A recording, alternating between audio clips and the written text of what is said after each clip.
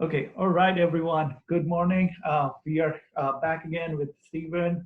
Uh, we are recording this video again. So, this is the official episode first of my season, The Curious Entrepreneur.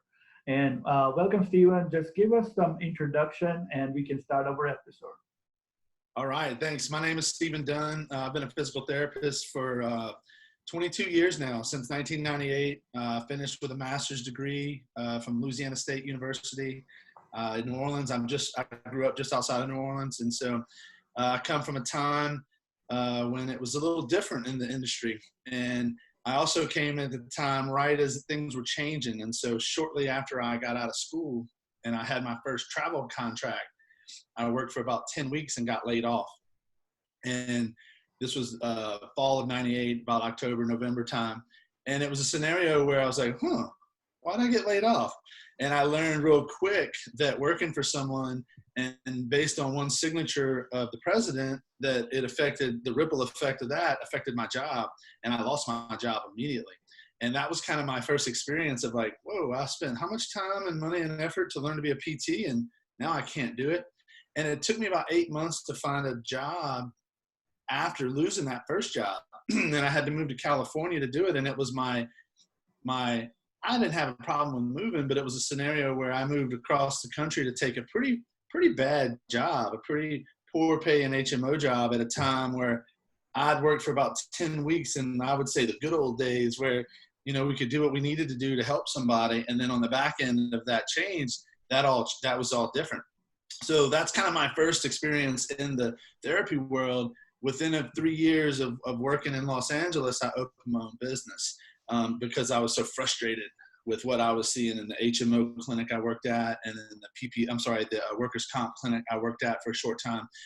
And that led me to open my own place, and which is a part of why you and I have gotten to know each other, because we're attracting and getting to know each other, that others who are in this healthcare entrepreneurial world and who've gone out and done things on their own. And that's kind of my story of getting to open my own business. It was a bad HMO job. It was a bad workers' comp job. And in those scenarios, I decided I wasn't going to do that anymore. I wasn't going to let someone else determine my ability to work, whether it be the government or be a boss. And that led to me opening my business in 2001. July of 2001, I opened an S Corporation in California and started doing some contract work for a couple different clinics, and slowly started building an understanding of business, how to run a business, write-offs, the tricks of the trade. And it was a really fun time. And I went from making $21 an hour my first job in LA to $25 an hour my second job in LA, to working as a contractor where I was making anywhere between $80 to $100 an hour. And I was working 4 days a week instead of 5 days a week, but making significantly more money than I was when I was working as W-2 for someone else. And so that's kind of my story to get it started. And that was a very, very, very fun process that really got me out of the normal everyday grind of the PT clinic. And I'm so grateful for that learning experience. And then we moved to Texas and opened up our own place and have been doing it on our own since 2005. And so we're hitting our 15-year anniversary here just next weekend. So it's kind of crazy. Yeah. No, sounds interesting. So we are going to talk about, I know you personally now. So we are going to talk about journey from being insurance clinic to being a private pay only clinic, because there's a lot of shift going on in the industry. And people would love to hear that part, because how you are, adapting with the industry and stuff like that. Sure. Well, when I opened my business here in Austin in 2005, Core Therapy and Pilates, we took 2 insurances at the time. And basically every experience I'd had in California was, I'm not taking this, I'm not taking that, I'm not taking that. So when I got to own my own place in my own brick and mortar place, I took 2 insurances for about 10 years. And it was Blue Cross and Humana. And I was out of network with all the other insurances, and I would bill for those folks if they came in. So any insurance someone had except Medicare, I would bill for them. And at that time, I would get reimbursed from the in-network people a set fee, and then the out-of-network people, I would get reimbursed at all kind of different fees. And actually, I like the out-of-network people. I got paid a lot more from those than the in-network people. But that was kind of the game. And I did that for 10 years. And after 10 years of that, and really what kind of frustrated me is once the changes started happening where we were forced to like do electronic documentation, when we were forced to bill online, when we were forced to switch to ICD-10s and they scared the crap out of us. And like, if you bill this wrong, you're not going to get paid. All of that like scare tactics and things of forcing me to do things is what led me out of the system. And I started realizing how much money I was paying every month to be a member of WebPT, which I couldn't stand. And I didn't want anything to do with WebPT, but I was forced to use a system like that. And there wasn't much competition at that time. There wasn't many other offerings at that time. I was forced to bill electronically, which was no longer could I do it in-house because it was changing so rapidly that my staff, they didn't know how to do it. So then I had to pay $5, $6, $7 grand a month for someone to do my billing that I never saw. A company, they were my most expensive employee that I never saw. And all of a sudden, what I started getting paid was coming down significantly. Humana was paying me anywhere from like 70 to 75 bucks for an hour. And I'm seeing our one-on-one care, paying my PT that works for me 60 bucks an hour. It wasn't working. Those numbers weren't working. Now, again, the out-of-network client that we get $175 for the hour, $180 for the hour, those numbers were good. But if I had 25 Humana patients on my PT schedule that week, that's 25 hours of care that I lost money on. I didn't make anything. I lost. And I just started looking at those numbers, and I was like, this is a sinking ship. The system is bringing us into a place of, if I'm not willing to do volume, I can't survive. And I wasn't willing to do volume because I'd worked in those volume places. The workers' comp place, I was seeing 45, 50 people a day. And I'm like, never am I doing that again. And, no. And so that was the shift of like, all right, I need to do something different, but I didn't really know what and how.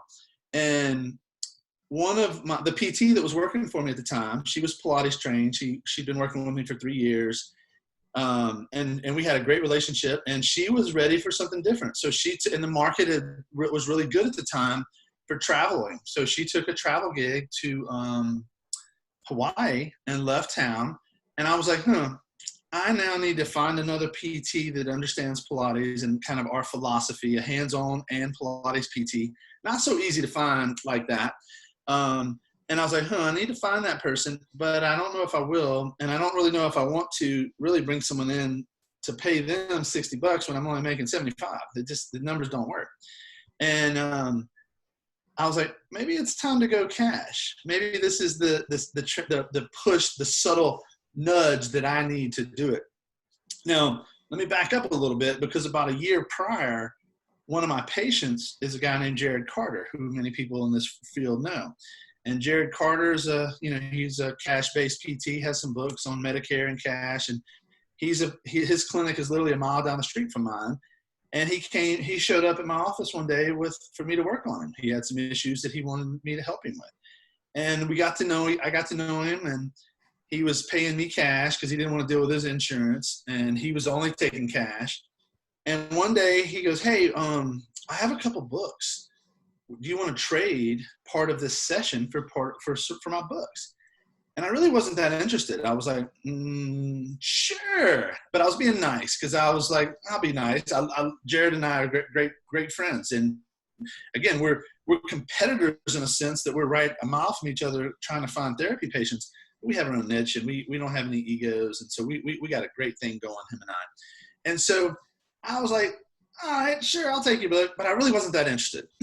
But by getting that book, it sat in the email, it sat there for a while. Well, a year later, my PT's ready to leave.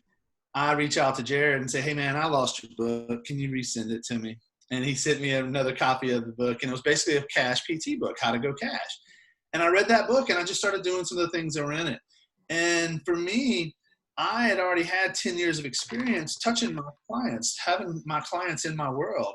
So when I transitioned, I'd already had a lot of people that knew me, trusted me, and loved the work that we did. So when I did transition to cash, I did have a loyal tribe of people, and not all of them came on board with this shift, but a lot of them realized, whoa, there's no longer a wait, because I had a 6-week wait list to get in whenever it was me and the other PT. She left in October. I had 3 months of just me trying to see all the patients. And then that even made the wait longer. And so all of a sudden, when I went to cash, I didn't have a wait. People get in tomorrow. People get in today. So it took a little while for them to understand the value and the change, and what I was still treating people the same, but my experience was different. My customer experience on the front end was different. My marketing was different. Everything was different, because when I took insurance, I didn't market at all. I did nothing. I just waited for people to show up, and they showed up. And they called me, do you take your insurance? Yes, come on in. And I saw a lot of patients that were not really my ideal clients. I took their insurance, and that's why they came to me. So whenever I switched it to taking cash only was January of 2016. And at that time, I didn't really have a plan other than what I read in Jared's book. And Jared's book was great, but a lot of the things that he recommended in that book, I wasn't really willing to do. Things like network marketing, go into network meetings, I forget what those network meetings are called, but you know what I mean. And, you do your little 30-minute pitch and hand out cards. And I'm like, that's not me. I'm not interested in that. I'd rather market my people I have relationships with already as my clients. And so that was kind of the push into the world of going cash. I made some decisions based on my PT leaving, reading Jared's book, went for it, January 1, made the leap, and then just started kind of slowly figuring out that I needed to learn more. That first 2 months was pretty rough. I had 20 people my first week, so I was like, yes, but I don't think they really understood what had shifted. And then the next week was like 10, and then 8, and it was like going the wrong direction. And my original goal was to see 25 people a week. And so when I started 20 that first week, I was like, oh, this is going to be easy. Well, by the end of February rolled around that month, I'd seen 55 people that month. So I was seeing, averaging like 11, 12 people, 13 people a week, something like that. And I was like, this is not very good. I'm not going to be able to afford what we got going on with this. I need to double that. And that's when I started learning about marketing. I started learning about lead generation. I started changing my website, getting systems, hiring people better, creating a culture in my business instead of just like a place that was reacting to the healthcare system. We were creating the system we wanted. We were creating it from the ground up with everything we wanted. And it took a while. It took us a while to figure out all the systems. And I paid some money to learn from people, but the money was well spent. And at the time it was rough because I was remodeling my house. I'd shifted this model for my office that I was no longer getting checks from insurance, which the checks from insurance sucked, but they weren't much. But every Friday I got one, and this was no longer happening. But all of a sudden I was getting paid up front.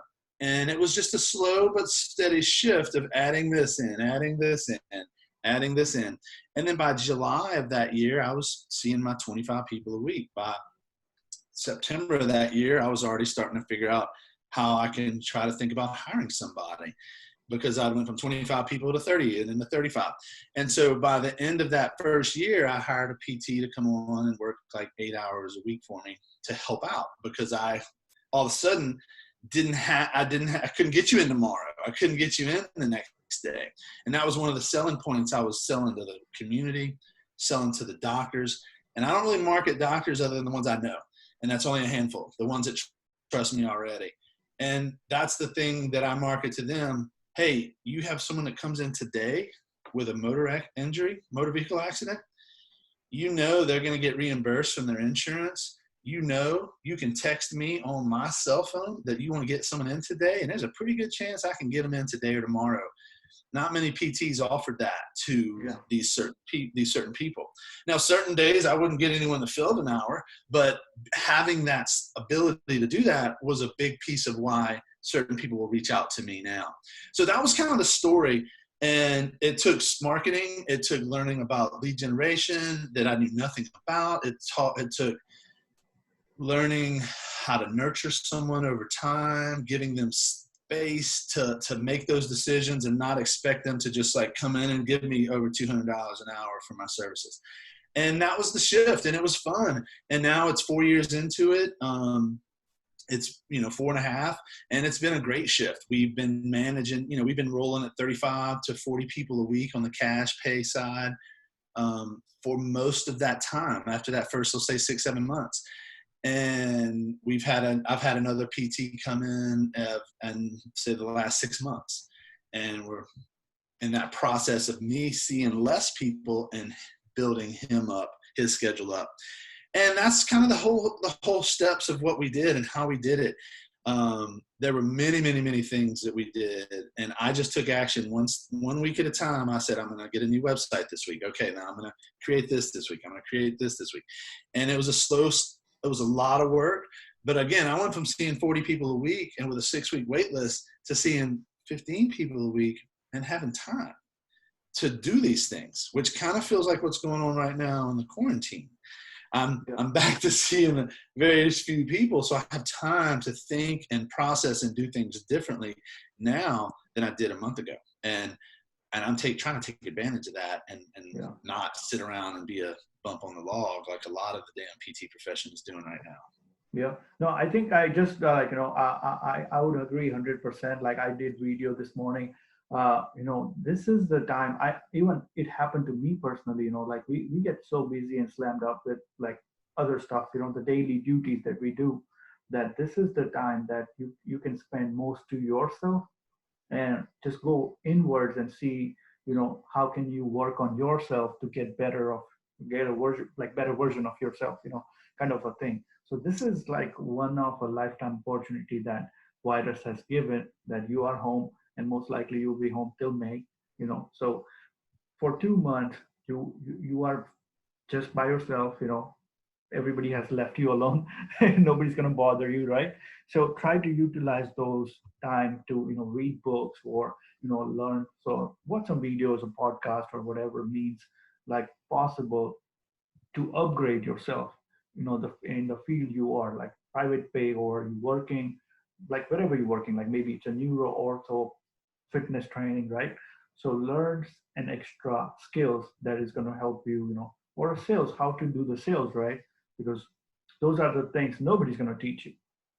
That's right. So now with the technology, the good thing is like by doing all these videos, at least somebody can watch it and learn some advice from, some expert that at least not expert, but at least far down on the road that they can share their mistakes or learned experience that somebody's going to face anyway. Exactly. Right. Exactly. So like, like what I just want to say that, like, like you and me, if we can both agree, like, that 50% of experience, like, or mistakes that everybody's going to do is going to be same, like, the common mistakes, like 50% are personalized depending on what you are doing.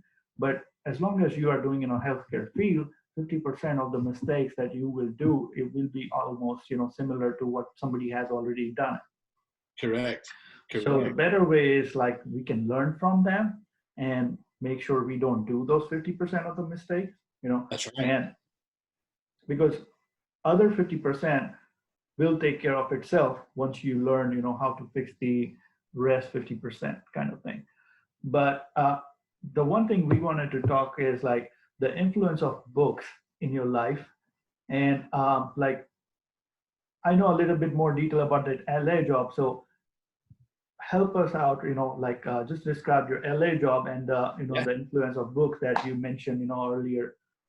Yes, for sure. So when I made that transition from working at the HMO job, I worked there for 2 years. And after working there for 2 years, I saved up all my vacation time to basically go out of the country for a month. And I worked on Saturdays pretty much. I gave up my Saturday mornings for a lot, and I traded up those Saturday mornings with the other therapists that worked with me. And after 2 years, I took some time off, but it was all from working Saturdays. I went to Europe for a whole month, And I spent the whole month in Europe traveling with my wife. She was my girlfriend at the time. And I was getting paid the whole time. Again, I wasn't getting paid much, but I was getting paid to be in Europe. And that whole mental time of being there, I didn't read, but it was a moment of clarity to understand, like, I did not want to do what I'd been doing for the last 2 years. And when I got home, I turned in my notice immediately. Like the first day back, I gave my notice, my 2-week notice. My boss, who was an OT, gave me a hug because she's like, that is so awesome. You went to Europe for a month and gave me your notice. She goes, I was expecting it too. And I left for that greener job of $5, $4 more an hour. Well, when I got there, in between, let me back up for 1 second. In between those 2 jobs, I took a week off. So Europe for a month, 2 weeks of my job in Pasadena. And then I spent a week in an RV on the beach in Malibu, kind of bumming it. One of my friends had a big RV, and my friend, their kids were in Hollywood, so they had this big RV that they would use when they would go on do movie sets and stuff. So I borrowed it for the week, parked it in the beach in Malibu, overlooking the beach. Told all my friends in LA, hey, I'll be here for the week. Come hang out if you want. If you don't, cool, no worries. And I just kind of chilled there for a week, and people would show up every night. We'd chill, hang out, walk on the beach. And one of my friends, who was a real estate investor from high school, I've known him from high school. We went to college together. He lived in LA. I lived in LA. He gave me the book, Rich Dad, Poor Dad. And I started reading it a little bit that week because I had a lot of time by myself. People weren't hanging out all day. It was more, the party started at like 6 p.m. to midnight every day. So during the day, I started reading that book a little bit, Rich Dad, Poor Dad by Robert Kiyosaki. But then the job that I was in between, all of a sudden, I was no longer, that job that I was starting in Koreatown, I had an hour on the subway every day. And so I got on the subway in North Hollywood, and I rode it an hour to Normandy in Wilshire, walked up to the 9th floor, took the elevator up to the 9th floor, worked all day, came down, rode back. And it cost me about $2 and to ride back and forth, 2 hours of my time. And I read 2 hours a day. And I read Rich Dad, Poor Dad. And then I read How to Incorporate Your Business from Kiyosaki. And then I read The Loopholes of the Rich by I basically read like every book he had at that point. And I can't remember all of them because I probably read 5 or 6 of them. And in that process, before I started the next book, I actually did the steps that I learned in that first book, and Rich Dad, Poor Dad really just changed my mindset. The transition. It totally changed my mindset. And then as I read How to Incorporate Your Own Business, I just went and did it. So I started an S corporation, and I went down to the state building and did it. I didn't have the internet to help me then. I'm sure it could have, but I wasn't very savvy. And so I did all the steps manually. I, wrote all my articles of incorporation, all this crazy stuff. And I just went for it. And I went to my boss at that time, and I couldn't stand him. It was a terrible job. But I said, hey, if I open my business, will you pay me as a 1099 and give me a little bit more money per hour? And he said, sure. And I'm like, oh, that was easy. And I learned that it was going to save him taxes, so he was fine. He didn't mind paying me a little bit more and saving. He was still saving more money. And then I worked for about 3 months of putting all of that money with no taxes taken out directly into my business. So all of a sudden, I set up my business, got paid that, and it was those books that really influenced me. And I didn't know what I was doing. I didn't know how to run a business. I didn't know anything. But I figured I was going to learn. And I wanted those write-offs. I wanted to get taxed on the end of the money, not on the beginning of the money. Everything Kiyosaki told me and taught me about the whole quadrants and the employee versus the self-employed versus the investor versus the business owner, like it just threw me for a loop because guess what? I was raised by poor dad. My dad, PhD professor, taught in college, had the good job, but we were always like, kind of struggling with money. Now, later in life, my dad saved money and he made money, but my dad was poor dad. He took the education route, he took the secure job route, and then I got friends whose dad owned businesses, weren't educated, and they were rich dads. So I could relate the rich dad, poor dad in my own life because just like Robert Kiyosaki's dad was a PhD professor at the University of Hawaii, my dad was a PhD professor at the university near my hometown. It was so oddly similar.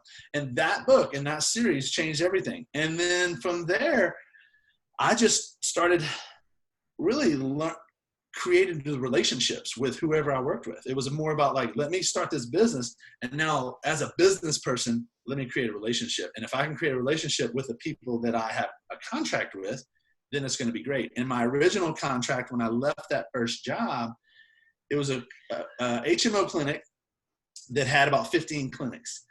And I went to them and started working in one of their clinics as a PRN contractor.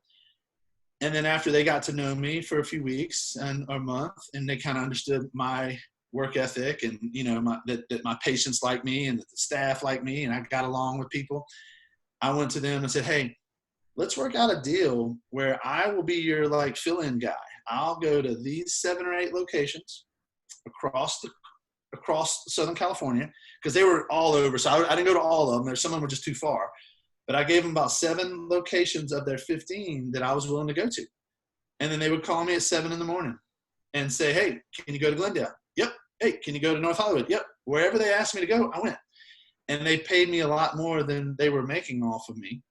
But I gave them something that they didn't have. And they were using registry services and not really happy with the people they were getting through the registry services. And with calling me, they got me. And at that time, if I was smart and I knew anything about business, I would have hired 3 or 4 people under me, so that I could have went to every location they had. But I was learning, just trying to figure it out. Mm-hmm. And all of a sudden, I'm making $80 to $100 an hour instead of $25 an hour. And if they didn't call me, I was like, okay, I'm gonna go to the beach today. I'm gonna go snowboard today. I'm gonna drive to the mountains today. And I didn't stress about it, because Monday and Tuesday I'd made more money than I would have made all week in my old job. Yeah. And that was kind of the shift and the change. And so Robert Kiyosaki is the man, and he was relevant 20 years ago. He's still relevant today. I love his stuff. But that was really that was it for me. And a lot of my mentors, when they tell their story, Kiyosaki was a big part of their influence. Yeah. Even I can relate the same thing. The first book, like one of the first books I have read is Rich Dad, Poor Dad. So I think I'm pretty bad at reading. Like if reading a book for me is kind of like falling into sleep, like 2 pages and I will be like, I'm done. Right. So I think in the middle of 2013 or 14, I find the Audible, because personally, I'm a diehard Amazon fan. So everything that comes in my house is Amazon. So, and Amazon bought Audible, and that I came to know that part. And I said, okay, let me give it a try, because this is interesting. And I used to do home care back then. So that worked out pretty good, because in Dallas, you usually get 15 to 20 minutes between a patient driving. And I had that time that I started utilizing to, just plug in, play the book. It will read itself, right? That increased my speed of reading by almost tenfold. I finished 4 books in 1 month. I was surprised by even my own performance. How in the hell I can read 4 books, and the big ones, the cash flow quadrants or Rich Dad Poor Dad. So those are big books. And I finished it in a month. And by then I realized, okay, if I want to make a transition in my life, this is how I want to do it. From employee, because back then I was employee too. But, we wanted to make that transition from being an employee to an employer, and which is, I think, a reason that he, inspired me to write my book, which is also based on, making a transition from employee to an employer, being in a healthcare field, because that's what I have been doing. So it's kind of sharing my own experiences and my own journey of, how I made that transition to help out folks who want to, create their own journey to get somewhere, or whatever, they want to decide they want to be after 10, 15, 20 years of their life, right? So we'll be discussing a lot more, in upcoming videos. But second thing we want to discuss is how are you handling your marketing when it comes to private pay practice? Like, is it more of an online? Is it more of a physical? Or just give us a brief, walkthrough of your marketing strategies. Sure. When I didn't have the help working with me, prior to Andy coming to work with me 6 months ago, I had stopped doing Facebook ads for about a year and a half, other than retargeting. So if someone had been to my website, I pixeled them and retargeted them with just a, hey, do you need some help? Very simple ad, not really much even call to action, just a very simple, like, do you need help? And I did that for some time, and I really spent more of my effort retargeting my existing audience through emails, weekly blogs, weekly tips, re-engaging them. There's something that I learned a few years ago called the 9-word email. And it's basically an email where you just say, hey, is there anything that I can help you with? Or something along those lines. And it is amazing the response that I get when I send that out. And so it's one of those things where if I would look at the schedule and it was a little slow, like let's say I had a few spots on Thursday and Friday that normally would be busy, I could send an email out on Monday saying, hey, is there anything I can help you with? And I'd get like 50 responses. And of those 50 responses, I might only book 6 or 7 of the people, but that filled up my schedule for that week or the next week just by asking that simple question. And so I learned that email marketing, which everyone says is dead, it was really effective for just staying in the face of the people that are already knew and trusted me. So my website had lead generation options for people like, here's a free guide on back pain, here's a free guide on this, to get into my email funnel so that they can start getting testimonials, start getting, call to actions and things like that. So all of that is automated and systemized through our website, through Infusionsoft. So those things are happening all the time, regardless. Those are very systemized again. But now with Andy coming on, we started advertising on Facebook to try to bring in new leads. And we were advertising a voucher like hey, come in and get this injury assessment, 6-step, blah, blah, blah, for $45. And then, from there, we evaluate them, treat them for $45. They're getting basically a $225 session for $45. And that's how we were getting, Andy 10 or 12 new leads, new patients, a month. And then it's up to him to bring them in and to our world. So we did run an ad right as he came in that was certainly getting us some people, and that through Facebook. And that was something that we had a guy named Jordan help us with, Jordan Mather. And that ad's was really good. It was getting some good people. But then as far as like, we have an Instagram presence, we have a Facebook page presence, we have a Facebook group for our core audience, but we don't have a lot of engagement or stuff going on with that. So I put a lot of organic stuff out on Facebook and a lot of YouTube videos and things like that. And then we basically I take a Facebook Live, I put it on YouTube, then I put it on my blog, and then I email it to my audience. And then when I email it to my audience, they get the YouTube version and the blog version, so they can look at it either way they want. So all of a sudden, anything I put out there on Facebook, free, organic, will end up on YouTube, will end up on my blog. And that's the stuff I send people every week. And I'm not sending things saying, hey, sign up for this. I'm sending them, here's some free tips, here's some free tips. And then once every quarter, I might say, hey, we're having a special today. You can buy a package and get $100 off. And then all of a sudden, and that package could be for PT, or it could be for our Pilates training. And then like on Cyber Monday, I can generate 15, 16 grand by just offering $100 off packages on Black Friday and Cyber Monday. And people say, oh, I can get a package with Cheryl for $100 off. Ooh, I can get a package with Steven for $100 off. So we do a lot of that kind of stuff where it's more incentivizing our existing clientele or someone who might have fallen off the wagon. So that's kind of the things we spend our time on now. We've just started a back pain workshop that's brand new that Andy's taught once, that we filmed, and we're going to totally automate it and systemize it as well. But right now, he's going to teach it live for a few months to kind of build that up. But our plan is to make that an automated system as a part of our funnel with our online products we're going to be selling. That's brand new. That's something I didn't have time to do. But when Andy came in, I'm like, I want you to focus on that. And then Corona slowed that down. So the first one was virtual, where it was supposed to be in-house, but he has taught that already. And let me think. I think that's most of the things we're doing. Now through the coronavirus, we're running a Facebook a back pain challenge that we're launching just a couple days ago, where it's 10 days of video content that we're repurposing most of the content from stuff that I already have, that we're selling on Facebook as like a $37 back pain, 10-day back pain challenge or 2-week back pain challenge. And that just went live the other day. I'll know more on that and what kind of things we get with that. So we're trying some things now with the virus going on that a little differently than we were doing a month ago.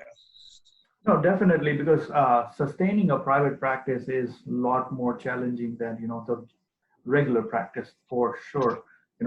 So you shared like a lot of interesting things. I think like anybody who's going to watch this video is going to help a lot when it comes to getting a private client, because getting a private client is twice as hard, at least, compared to getting a general client, because the insurance is paying. They're less worried about the customer service or the extra stuff. As long as they are getting an average care, they will be fine. But getting a private pay patient in, you have to make sure so many extra things to be in place just to make sure that people keep coming in for that extra private pay, because they are expecting a higher level of care, attention, customer service, and anything that we can think of. And everyone has to be on board. The front desk, any of your support staff. Like for me, I have a front desk person, and then it's me and Andy, the PTs, and then I have about 7 Pilates instructors that work for me. And so even my Pilates instructors, when my client walks in, I want them talking to my client. When their client walks in, I'm talking to their client. I want to know their client. I want them knowing my client. I want, when someone walks in the door, I want everyone that works for me to know that person's name. And I want them to say, hey, Bill, how you doing? Hey, Kim, how you doing? And it's those little things that make a difference. And the patients, I love it because I make a tremendous effort to do all these things. And then the patients come in and I say, well, what made you do business with me? Once I know them for a few visits, I say, what made you decide to do business with me? What was it? I love to ask that question. And one guy goes, well, when I walked in and I saw your core values written up on the wall, I knew right there that was something. And I read them. He goes, I knew from what you wrote down in your core values. He goes, before I met you, that if that's what you believed in, then that's what you built this place on, that you and I were going to get along just fine. And it was really cool because, again, I look at some of the things and decisions and steps that I make. And I'm like, who's paying attention to this? Is this for me or is this for them? Who is this? And then I get that feedback. So now one thing I do want to say, you were talking earlier about like the mistakes we made, right? And like the things that we learned. And it got my brain thinking, and then we went into another direction. But I want to go back to that, if you don't mind. Sure. The one thing I want to share, what I think was super important to help people learn from my mistake, is that when I hired PTs throughout this whole process, I probably had a dozen PTs that have worked for me. I used to hire based on their credentials, the acronym soup behind their name. And that was it. I did not hire based on anything else other than like, ooh, are they going to be good? Because I was brainwashed to think that acronym soup, and I got it behind my name too, that was what was important. All the certifications and this, and that. And so I hired people based on that. And what I found is that the worst PTs that I hired had the best credentials and resume, and they didn't care. They had the biggest egos, and they didn't care about me. They didn't care about our systems. They didn't care about anything but stroking their own ego. And those people did not work out. And now I like to hire someone who's pretty young and fresh. And so like Andy right now, he's 3 years out of school. He did a Pilates training before he came to work for me, because that was the plan. Hey, when you get here, I want you to already be certified in Pilates.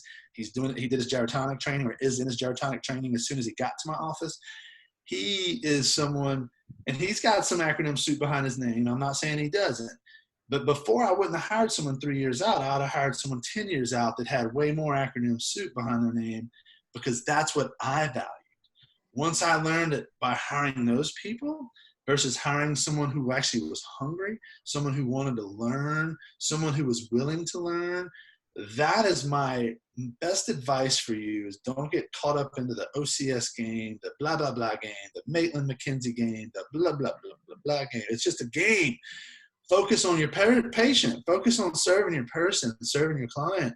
And none of that other stuff matters, because I can tell you what, not one person has ever asked me what the COMT behind my name means, or what that PMA blah, blah, blah means. No one. Now, PTs want to know that because of our freaking egos. But my clients have never, ever asked me if I'm certified in anything. They want to feel better. So learning to hire people who are the right fit for your team from the right place in their freaking heart is so much more important than any of the acronym soup, or what school they went to, or any like tribe or cult that they're involved with in the PT world. So Yeah. that's something I just wanted to share. It popped into my head earlier. I said, I'll get back to that.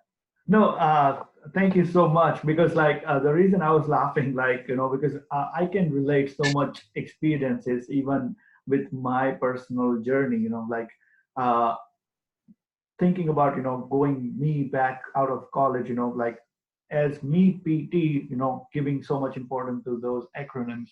And plus when I made that switch, even I had done the same mistake, thinking that, okay, if somebody is so and so, having 3 degrees behind them, supposed to be better than the guy who has 1 degree, kind of a thing. But I think I learned it the hard way too, after having some bad experiences with a couple of guys.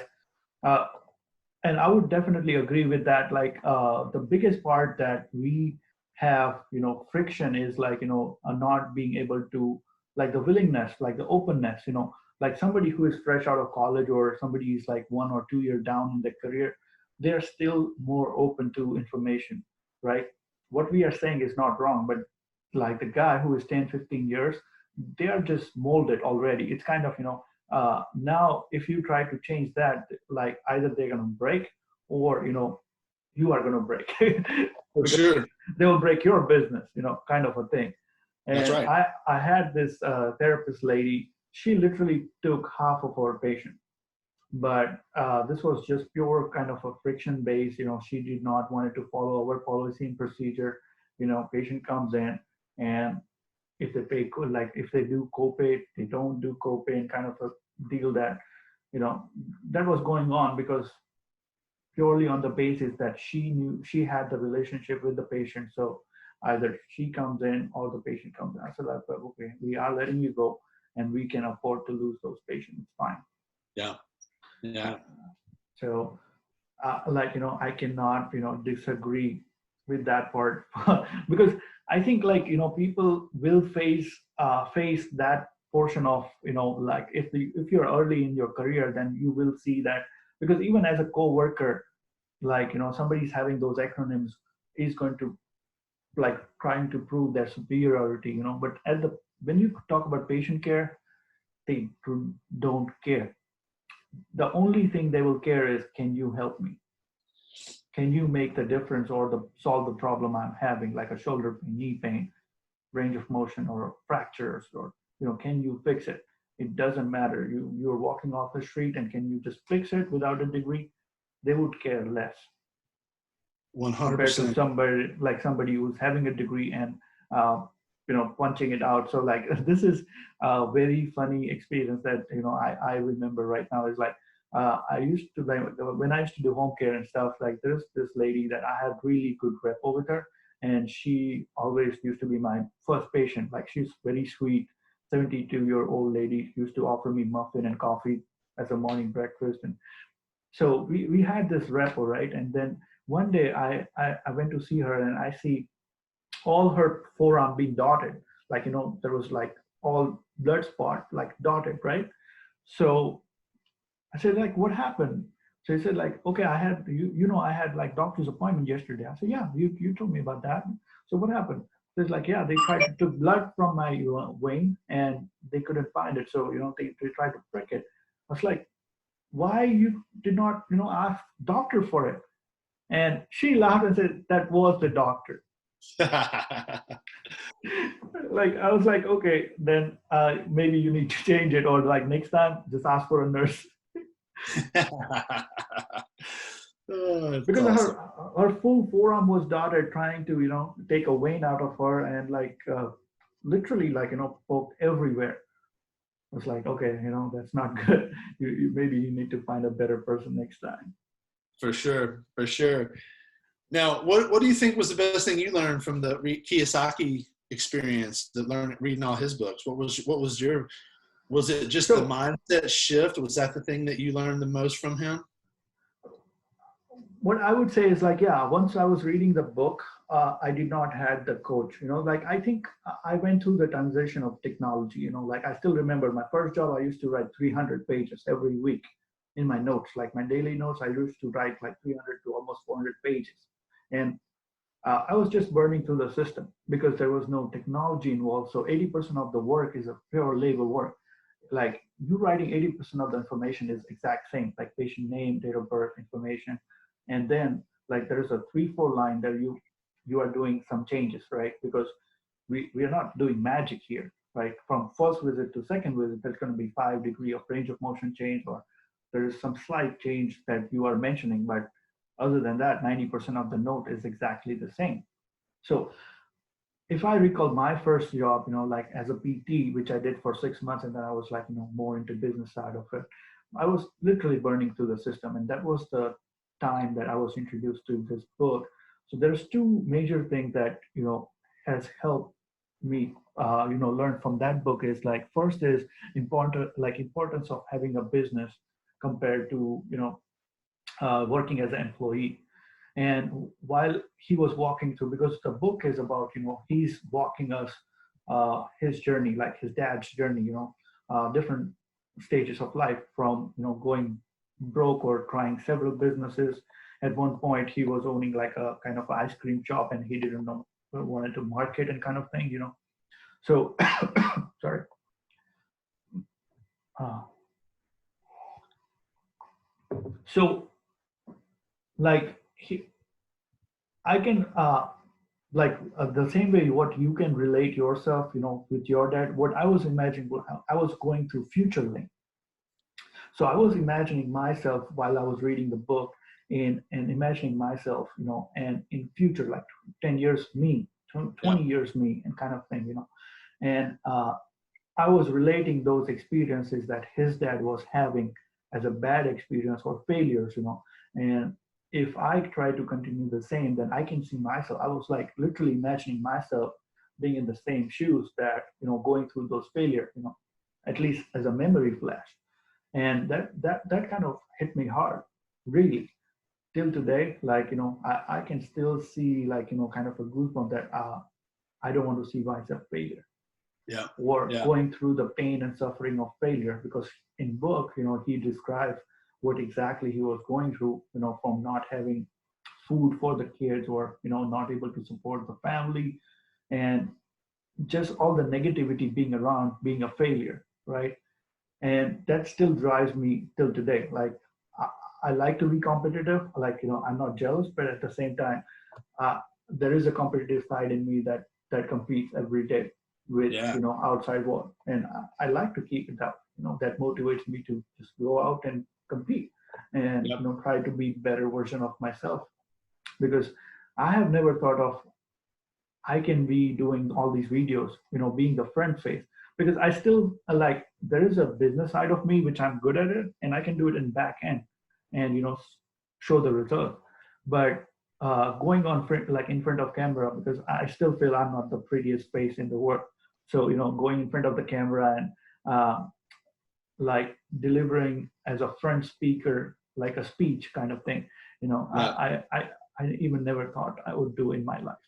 Like But myself.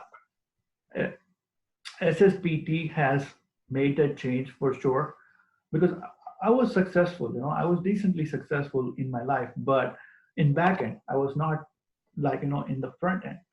But when I saw like, repeatedly a need that 80% of healthcare workers are failing, even though like we are having the most rewarding career, helping individuals, changing the life, there are some remarkable patient changes that I had done to somebody else's life is going to, still today they call me, and appreciate the changes that I've done in their life, like, the stroke patient or somebody who was bedbound and now walking.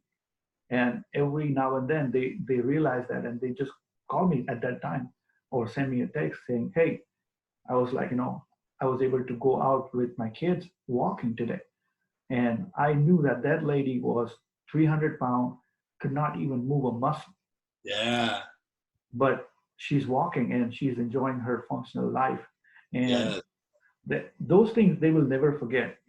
If you have helped them, like, they're not going to forget those things in their entire life. That's right. But at the same time, we as a professional should not be having the miserable life too. Like after 40 years or 50 years, people are still working or they have no clue how they're going to retire Yeah. successfully, Yeah. right? That's right.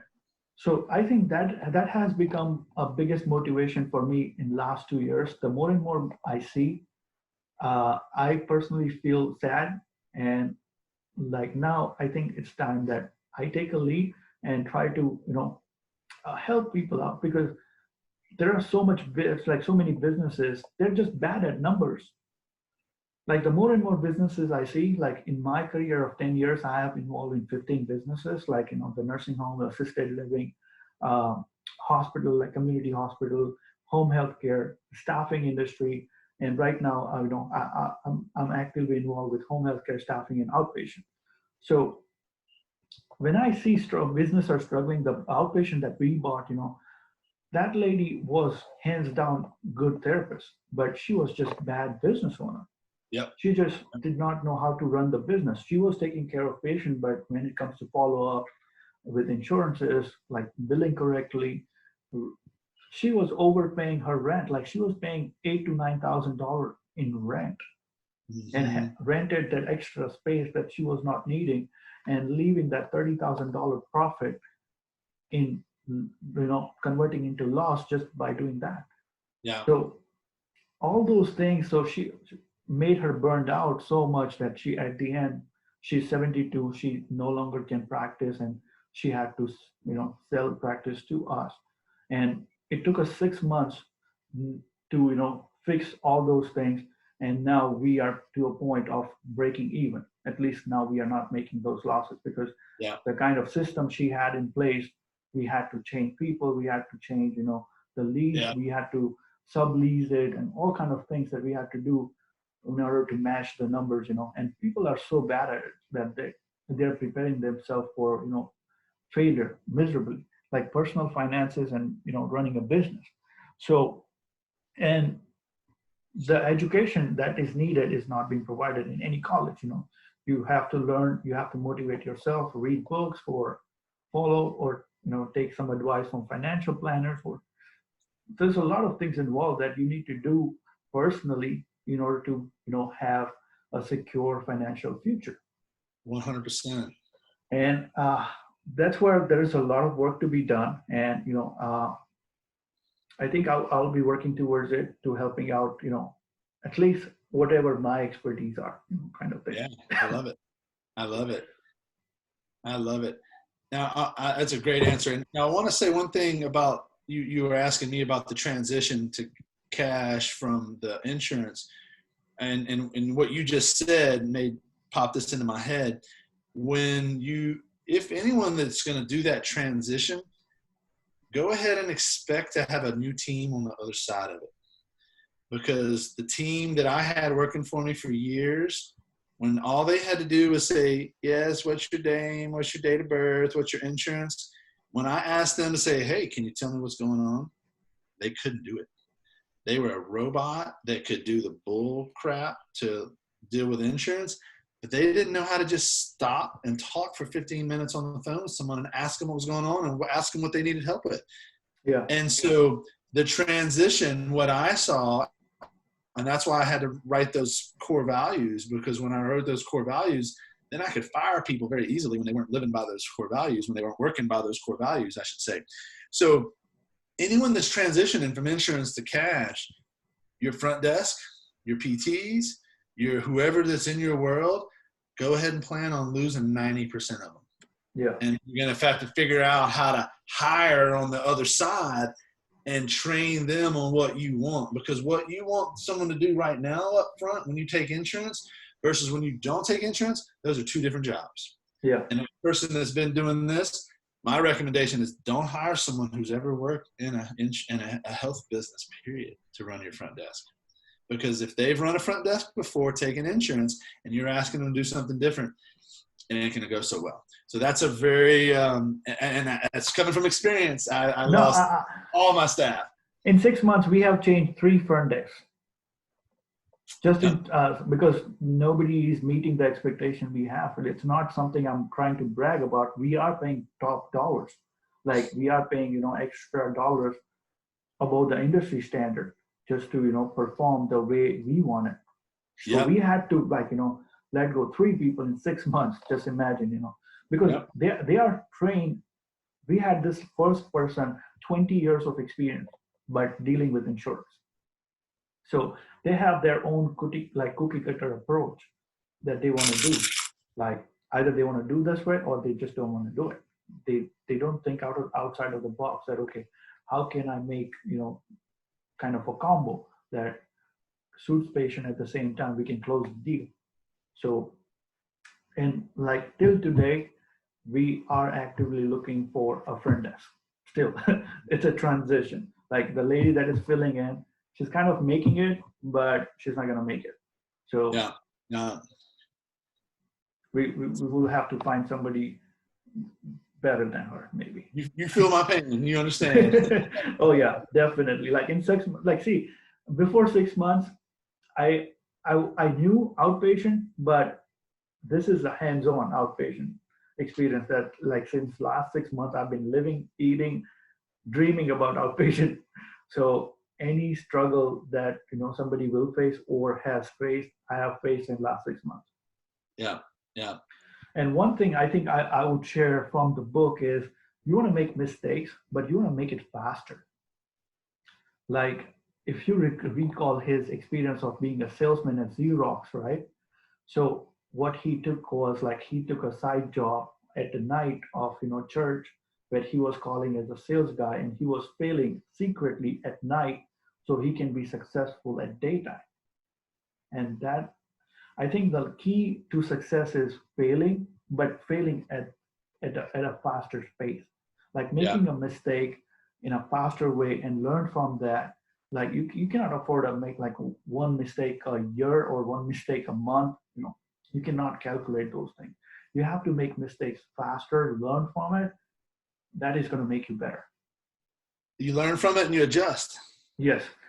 And I think I have also implemented that has made me I'm a 32, but has, made me successful that I own 3 businesses today instead of, waiting for 35, 40 years, because I had my share of experience.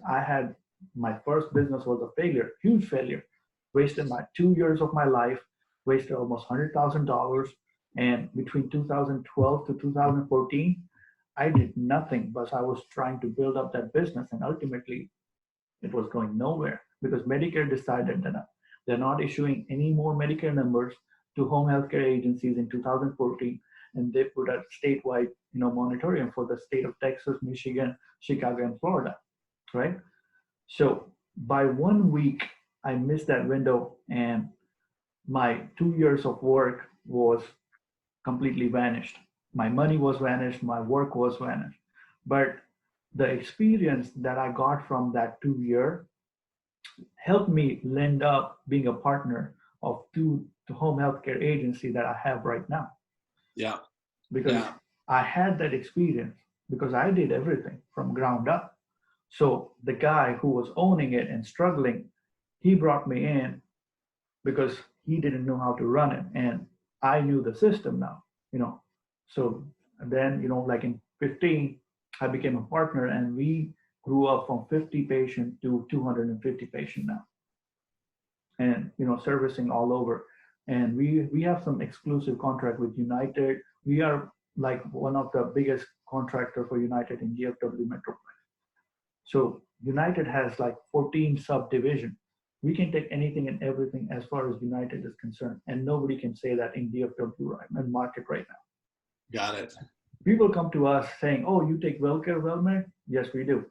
You name it, we take it. We make sure that no patient goes or no referral goes out of our door, and that's why we plan it smartly. We have group of companies now, so we try to funnel it out of it.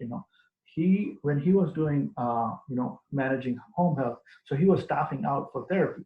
So we have our own staffing division now that we run it, and we funnel that profit into corporation. So our numbers are way bigger than what it's supposed to be. Like Yeah. normal business runs on 15 to 20%. We run between 35%, 30 to 35%, and running those numbers is a tough job. It's like you really have to know your numbers to do that. I love it. And again, those are the kind of details that we weren't ever taught in school. Yes. Those are the kind of details you had to learn on your own. You had to learn from someone that was running a business successful. Yeah. I love that. One of the best things that I learned from Kiyosaki was that not only did it change my business from a PT standpoint, but it changed my thinking about everything. And my brother and I started investing in real estate. Now, I was living in LA and he was living in Maryland. So the numbers didn't work in LA or Maryland, or in Baltimore, excuse me. And so we were like going, I can't afford to buy a house in LA, much less a duplex or a fourplex, And my brother's like, he kind of had the same situation in Maryland. And he's like, he was in the military and he had just lived in a small town in Idaho, and he bought a house and he couldn't sell it. So he's renting it out. And it was like his first rental property on accident, not on purpose, total accident. And I said, well, what about that town up in Idaho? What are the rents like there? Can we buy a duplex or a fourplex there? And he goes, yeah, we probably can. And he goes, and I know people that live there that can help us like manage it. So, and this was within like 3 months of reading Rich Dad Poor Dad. Here we go. Not only did I open my new business for my PT world, but we convinced my dad at that time, who his house he's been living in for however many years, was completely paid for. So we convinced my dad to let us borrow the equity out of his house, which was not a lot. It was like 120 grand. But my brother and I each put up $4,000. We borrowed 120 from my dad, and we bought a duplex that was brand new and had 2 tenants in it already. They were both military tenants, and so they basically weren't even living in it. They were off deployed somewhere. Yeah, so we get a check for 6 months of rent while they were gone. And so we were able to pay my dad's the refinance mortgage he had. He never paid $1 towards it. It was all paid for by the tenants. And then all of a sudden we have a property that on paper is completely paid for because we don't have a bank loan. It looked like we had cash for the whole thing because we got cash from my dad. So then we refinanced that duplex and got a hold to about $100,000 and basically bought 5 other projects with that $100,000, broke it up into $20,000, $20,000 for down payments. And this was back in the day where they would loan you money before. This was pre-real estate crash, so let me say that. But for $4,000 of me and $4,000 of my brother and $120,000 that we basically got from my dad just by signing his name for his house, we accumulated $1 million in assets that paid for themselves, that basically paid monthly paid everything. All the notes were paid for. The management was paid for. And that was as a valuable a lesson as my PT business, because I basically accumulated way more wealth and assets that made it easier for me to borrow money, made everything change when I had $1 million in assets sitting there that was generating income. Granted, I owned that in half with my brother. It wasn't like all mine, but that was a scenario where I learned a ton. And then the taxes started going up and the market started kind of shrinking a little bit. And we sold every one of those properties to one investor out of California because that was still dirt cheap compared to California. And we got out at the right time in Idaho. And so we made some cash. So now we got $350K sitting there going, what are we going to do with this? So we then, and this is the part of being an entrepreneur that hurts, because now it's a bad story. That was a great story. Now the bad story comes in. I got $350K. It's not my money. I generated it. It is my money, but it's not out of my pocket. It's not out. I don't owe a debt. I don't owe anything to it. It's just money that I created, that we created from real estate. So we 1031 exchange it, I believe is the right number. Maybe I'm saying it wrong. Yeah. I think it's 1031. Yeah. And we start doing these processes, and then we realize, whoa, here's a good deal out in Costa Rica. And we left the country, went to Costa Rica, and put all of it into some projects in Costa Rica. And then the global economy tanked and we lost it all. And so as much as we built it up, it crashed. But is it painful to me? Yes, it's painful. I wish I would have spent that $350K in Austin, because I would have turned that into over $1 million. Yeah. It would have been over 10 years instead of I would have turned that 350 into $1 million in Costa Rica in about 3 years. So, but I went way bigger than I should have. We lost it all. We learned from it. If I would have just spent that money on the 2 houses in my neighborhood that sold after I bought them, it would have been a totally different ballgame. But it wasn't. But I learned from that, and I learned a tremendous amount from that. And is that a great story that I tell many people about? Not too many. If you want to learn, if people want to ask me, I ain't got nothing to hide. But it's a part of my business journey that's made me a better businessman as a PT business owner. That's for damn sure. And the decisions that I make moving forward from that point, again, that's been a long time now. It's been over 10 years, but that's still painful. It's still very painful. But again, it's money. That's when I realized I can generate money and lose money. And it really, it hurts, but it's really a game. And it's an interesting game. But if you can continue to learn from those negative experiences, and like you said, learn fast and turn it around. But that's the story I wanted to share, because I would have never been interested in investing in real estate. And my dad was blown away that it worked when it did. And then it didn't when it didn't. But again, everyone was in a scenario where no one had notes. All the notes were paid off. So again, I'd have loved if I'd have spent that money in my neighborhood, it would have been a totally different ballgame. But again, I learned from it. Am I happy about it? I would love to have it. I'm not going to say I'm happy about it. I'll just add my note, like when I did that mistake, like I was considering the biggest blunder I have done in my life, because I spent I lost almost close to $150,000, and even $50,000 was a borrowed money. $100,000 was my money that I saved in a couple of years and stuff, but $50,000 was borrowed money that I lost, hoping that my business is going to go back and, kind of thing. But then it took me 1 year just to break even. Like after I had my 2014 loss, I was in negative. So I was working my butt off as a home health care physical therapist and, trying to make money. And I started making almost like 10 grand a month easily, because home health was wide open, in 14, it was still and I used to go Fort Worth. So Fort Worth was still, kind of not everybody is kind of fond of. Everybody wants to go to Dallas. So I realized in a month, so I just make a switch. Even though it took me an hour to drive, I'm going Fort Worth. So I'm getting paid, instead of $80, I'm getting paid $100 an hour. And once I'm into Fort Worth, every one is like the same. Now the equation works the same. It's just the first drive that I have to drive between an hour and a half. But after that, everybody is 15 or 20 minutes distance. It works the same way as Dallas. But, the mindset is different.